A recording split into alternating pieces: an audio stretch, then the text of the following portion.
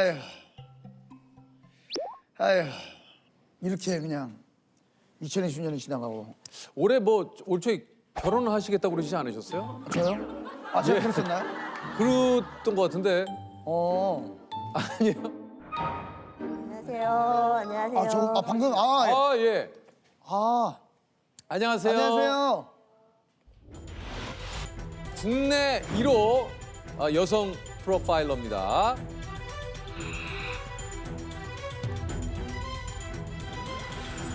인천경찰청의 과학수사과 이진숙 경위님이십니다. 안녕하세요. 안녕하세요. 소개 직접 해주시죠. 저는 2005년 경찰청에서 프로파일러 특채 1기를 할 때 들어왔고요. 15년 정도 인천지방경찰청에서 프로파일러로 일하고 있습니다. 프로파일러. 아니 어떻게 프로파일러가 되신 거예요? 사실 프로파일러가 뭔지 잘 모르고 들어왔고요. 그 전에는 이제 상담 공부하고 대학원에서 박사과정 하고 있었는데 이제 면담하고 대학생들하고도 면담하고 이런 일을 하니까 상담하는 일 자체는 매력이 있었거든요. 이제 범죄자하고 면담하는 사람을 뽑는다, 우리나라에서. 범죄자하고 상담을 한다? 그러면 아무나 할 수 있는 일은 이거 아무나 할 수 있는 일은 아니에요. 아니니까 그래서 저는 그냥 매력이 있었습니다. 프로파일러는 우리 전국에 한 몇 분 정도 계십니까? 지금 36명 정도 있고요. 생각보다 프로파일러 분이 뭐 많지는 않으시네요. 많지는 않습니다. 네, 많지는 않네요. 지방청별로 한두 명 정도. 이 중에 그 여성 프로파일러는 한 몇 분 정도 계세요? 여성 프로파일러가 70% 정도 돼서 그렇군요. 한 25, 네. 6명 정도, 36명 중에. 그렇군요. 프로파일러라는 직업 자체가 굉장히 좀 생소했을 때는 이 경찰관 분들도 약간 생소하셨다고 그래요. 그렇죠. 제가 처음에 왔을 때 제가 어쨌든 박사를 하고 예. 들어왔거든요. 그러니까 이게 경찰에서도 좀 생소했던 것 같아요. 그래서 그냥 특별한 일이 없는데도 불러서 야, 경찰은 연구기관이 아니야. 막 이러면서 그런 압박을 막 받은 적이 많았어요. 경험을 통해 네. 이게 경찰이지 연구한다고 되는 게 아니야. 몸으로 부딪히고. 네네. 근데 지금은 이제 그렇지는 않고 지금은 안 그러겠죠. 네, 지금은 그렇지는 않고 지금은 오히려 경찰 내에서는 제가 이제 박사위의 형사다. 이제 이렇게. 이제는 박사위의 형사다. 이게 이제 사건 현장에서 과학수사대 옷을 입고 계신 분들은 다 프로파일러라고 보면 되는 겁니까? 이게 어떤 겁니까? 그렇지는 않고요. 이 과학수사 옷을 입고 있는 사람들은 그냥 과학수사고 좀 다르게 쓰여 있긴 한데 CBA. 네. 크리미널 비헤비어 어널리시스에서 범죄행동 분석 또는 이제 프로파일러 이렇게 써 있는 옷을 따로 지급받거든요. 범죄 행동 분석, 네. 크리미널 비헤비어, 비헤비어. 행동. 비헤비어. 예? 비헤비어. 스펠링. 그 스펠을 왜 얘기해? 조셉, 스펠을 왜 얘기해? 비헤비어. 그런 걸로. 과학수사대. 네. 그러니까 이분들과 프로파일러는 어떤 것들을 이렇게 조사하는 걸로 따지면 어떻게 좀 다른 건가요?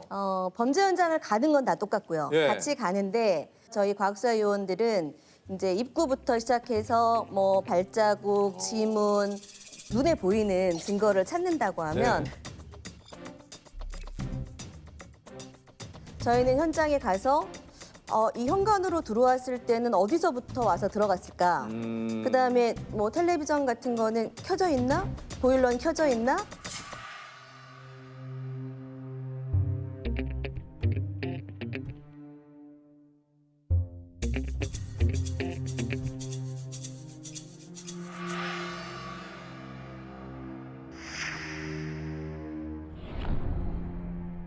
먼저 이렇게 눈에 보이지 않는 증거들을 좀 찾는다. 그러니까 말 그대로 행동 심리를 분석을 하는 거예요. 네, 그렇습니다. 그러니까 만약에 범인이 여기 족족이 있었다. 그럼 여기서 이 범인은 어디로 갔을까? 네, 그렇습니다. 이런 행동 심리를 분석을.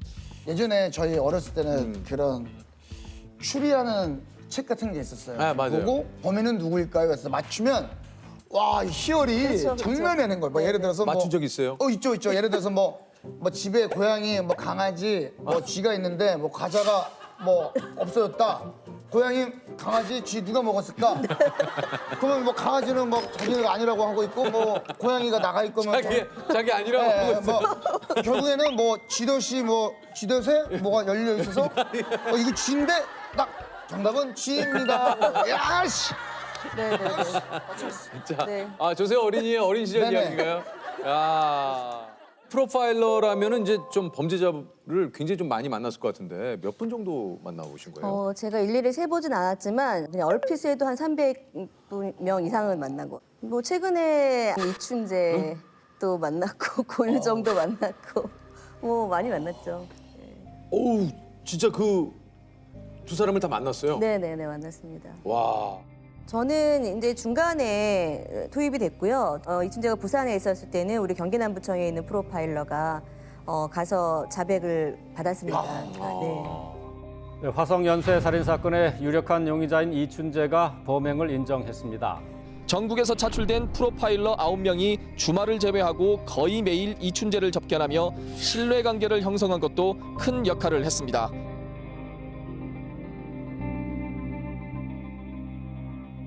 이춘재와의 만남에서 좀 느끼신 것들이 좀 있다면 이춘재는 그냥 딱 봤을 때 뭐 사이코패스다 이렇게 느껴지는 그런 사람은 아니에요. 그리고 워낙 수감 생활을 오래 했기 때문에 얼굴이 허옇고 그래서 딱 봤을 때는 그런 느낌은 안 들지만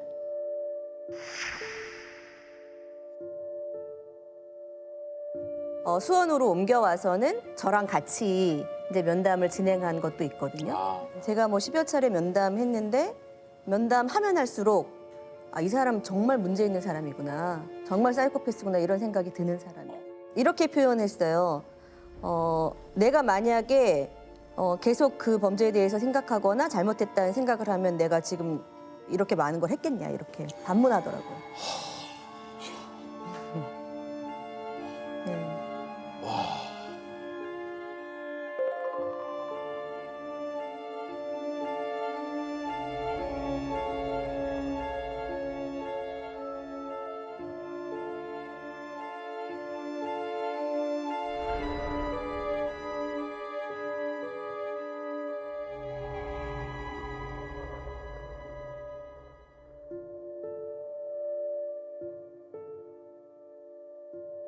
영화 살인의 추억 봤냐는 질문을 또 했다면서요. 본인이 살인의 추억 봤다고 했고 아무런 감흥이 없었다고 그렇게 대답했죠. 마치 사건을 얘기할 때 제3자처럼 얘기하는 그런 습관이 있더라고요. 그 사건을 내가 만약에 했으면 그 사건 트라우마가 나한테 있는 게 사실이고 하나만 내가 잘못했다고 하더라도 사실 괴로워야 맞는 거잖아요.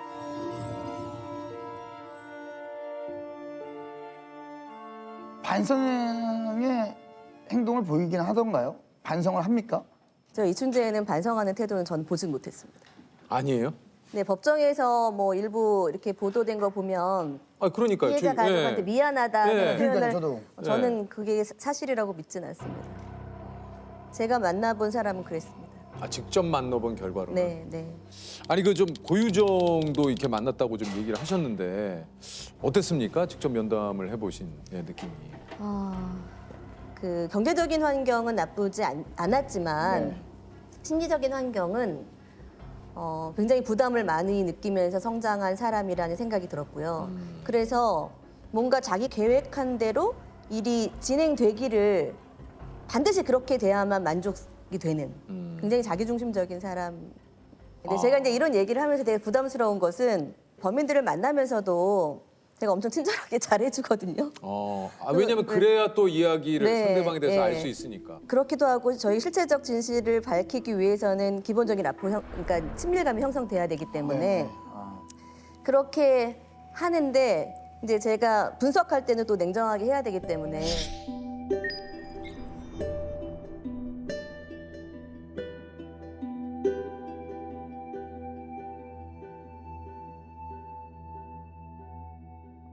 영화나 드라마에서처럼 뭐 그런 기싸움도 좀 있습니까? 그 범죄자와.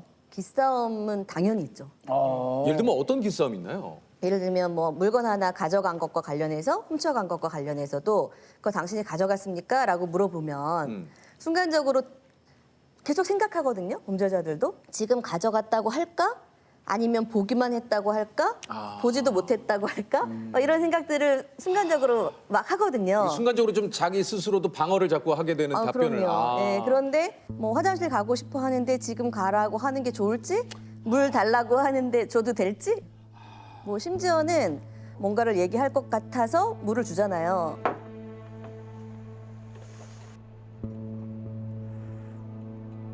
그렇게 물을 한 잔 딱 마시고 나면 다시 평정해서 냉정하게 해서 다시 본인의 상태로 돌아가기도 하기 때문에 그런 사람들하고 앉아서 언제 기다리고 언제 질문해야 될지 이런 것과 관련된 거를 끊임없이 기싸움하게 되죠. 가장 기억에 남는 사건이 있다면 어떤 게 좀 있을까요?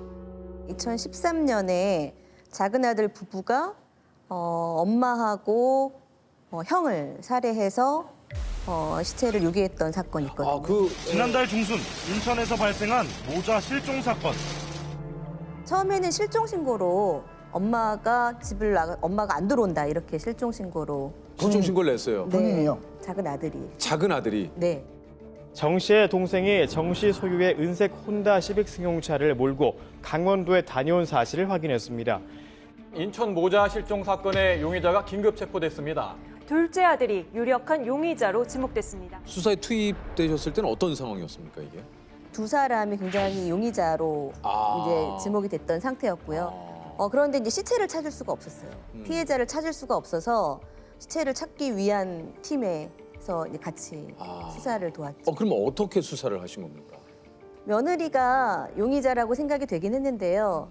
어쨌든 며느리를 참고인으로 해서 계속 며느리하고 저는 면담을 했고요.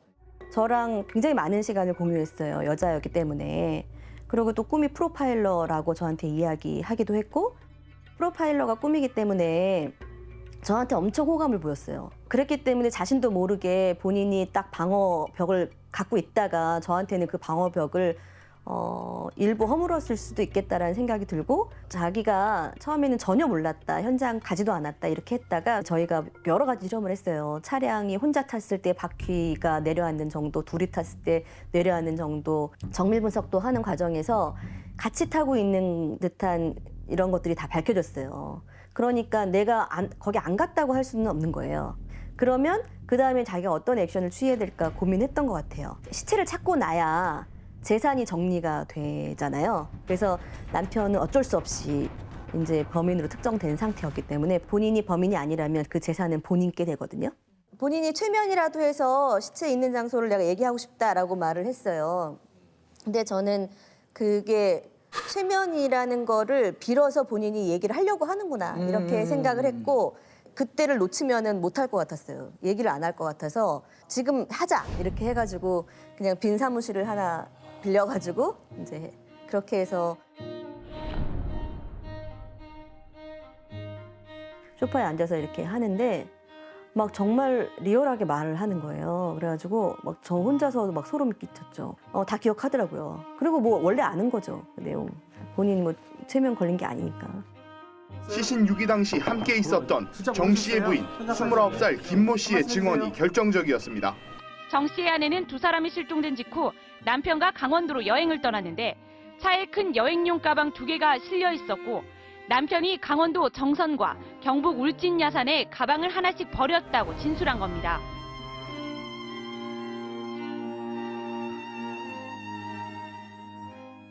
그 작은 아들 집에 가서 자고 거기서 같이 시간을 보내시고. 예, 왜냐면은 이 사람들이 수면제를 복용하고 있는 상태여가지고요. 그래서 아침에 새벽 일찍 이제 찾으러 가야 되는데 못 일어나면 못 가는 거잖아요. 안 나오면. 그러니까 같이 가서 누군가 자야만 했거든요. 그 용의자분들하고 같이. 네, 여자 용의자하고 같이 잔 거죠. 가서 혼자 자면 그 시간에 일어나서 나올 리가 없거든요. 나 수면제 먹고 못 나왔다 그러면 할 말도 없고. 수사팀에서 의논해가지고 그럼 누가 한 명 같이 가서 자자 이제 이렇게 된 거죠. 뭐 어쩔 수 없이 제가 간 거죠. 무서웠어요 당시에는. 예. 자고 아침에 일어나서 갔는데 언저리만 계속 돌고 기억이 잘 안 난다고 또 이렇게 얘기하다가 나중에는 이제 그 근처까지 갔고 여기다 하고 누가 여기 있다고 이제 발견하게 됐죠. 인천에서 실종된 모자 가운데 어머니로 추정되는 시신이 강원도 정선에서 발견됐습니다. 어제 어머니로 추정되는 시신에 이어서 오늘 장남의 시신도 발견됐습니다. 피의자 신분으로 전환되는 날 이제 극단적 선택을 했거든요. 아내분이요. 네.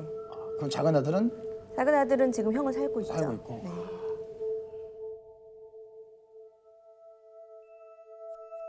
근데 이런 얘기를 아무 데서나 가서 할 수도 없잖아요. 없죠. 그래서 거기야. 저희는 그 광역 분석이라고 해서 여러 지방청 프로파일러들이 같이 모여서 분석하는 일을 많이 하거든요. 새벽 2, 3시까지 막 분석하거든요. 남들이 보면 프로파일러들 사이가 안 좋은가?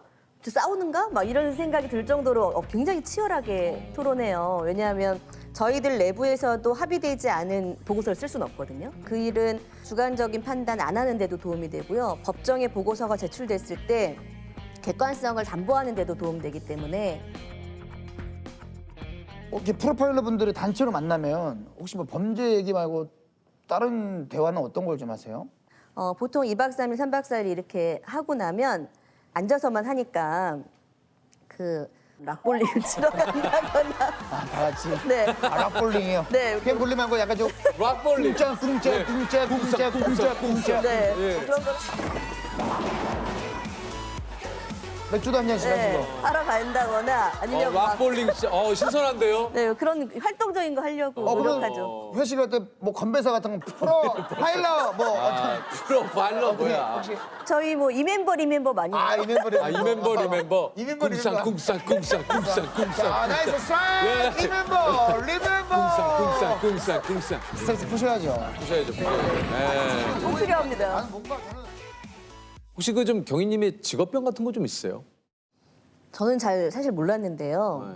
제가 이제 이런 면담이나 이런 거에서 말을 막 듣잖아요. 듣다 네. 보면 이상한 얘기도 있고 막 이렇잖아요. 네. 식당 같은 데를 가면 이렇게 같이 가족들이 가서 식사를 할 때 옆 테이블에서 좀 약간 이상한 소리가 들린다. 예사롭지 않은 대화가 들린다. 그러면 제가 자꾸 이렇게 쳐다보나 봐요, 사람을.